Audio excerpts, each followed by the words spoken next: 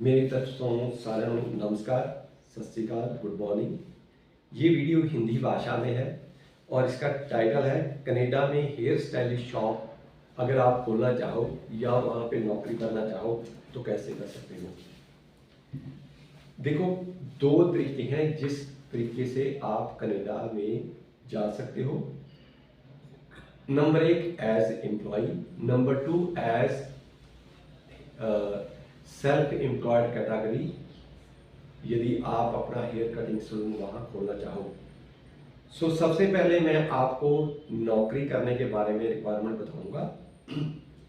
चाहे कि भारत के अंदर बहुत सारे हेयर कटिंग सैलून खुल चुके हैं और बहुत सारे प्राइवेट अदारे इसका कोर्स करा रहे हैं, कोई 1 महीने का, कोई 3 महीने का, कोई 6 महीने का, उनकी अलग अलग फीस है।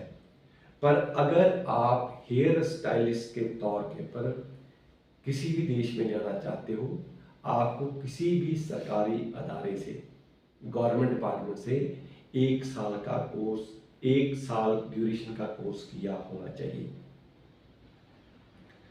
और आपने 10+2 पास की हो। इंग्लिश जनरल मॉड्यूल के अंदर कम से कम 5 बैंड हो, जिसमें आप 5 एग्ज़ाम दे सकते हो। आइलेट्स दे सकते हो, पीटी, सेल्फिप, कैल एंड टॉफल, कोई भी एक एग्ज़ाम, पर उसका रिजल्ट जो है 5 बैंड्स इक्वल टू आइलेट्स में होना चाहिए। आपने किसी भी अदारे से, सरकारी अदारे से 1 साल का कोर्स किया हो, उसके बाद में 1 साल की अप्रेंटिसशिप या आपने नौकरी की होनी चाहिए। कनाडा के नियमों के मुताबिक आपके पास धनराशि होनी चाहिए।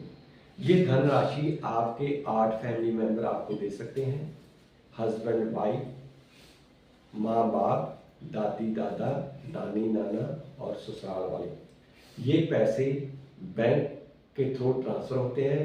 उनको एक निर्धारित एफिडेविट देना पड़ता है कि ये जो राशि दी जा रही है उनको फॉरेन कंट्री में जाने के लिए दी जा रही है और वो वापस पैसा ये नहीं मांगेंगे। और सबसे बड़ी बात है कि आपको कम से कम 10+2 पास होना जरूरी है। आपके बैंक जो आपके वेजेस मिलती हैं या स्टाइपेंड मिलता है वो बैंक के थ्रू होना चाहिए।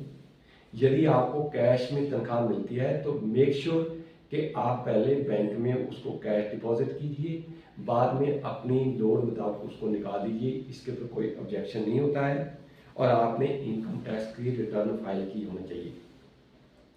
ये रिक्वायरमेंट थी कि यदि आपने नौकरी करने के लिए जाना है।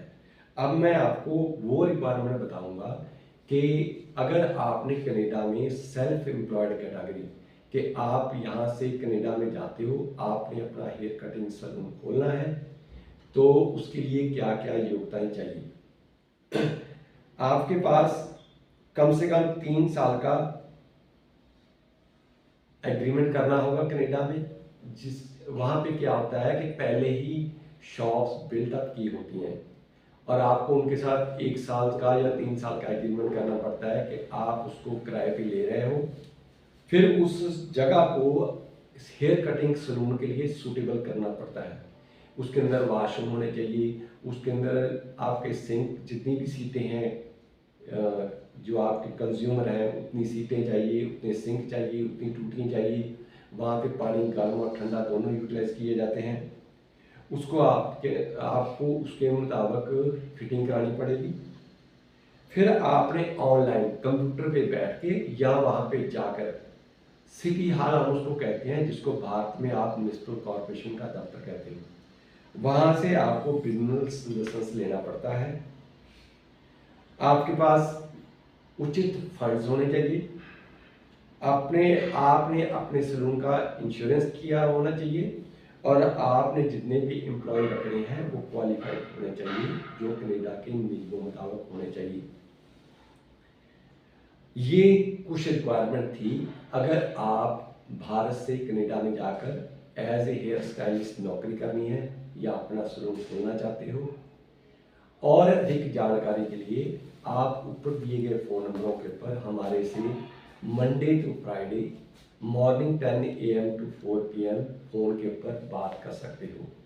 Stay connected with us. Thank you very much.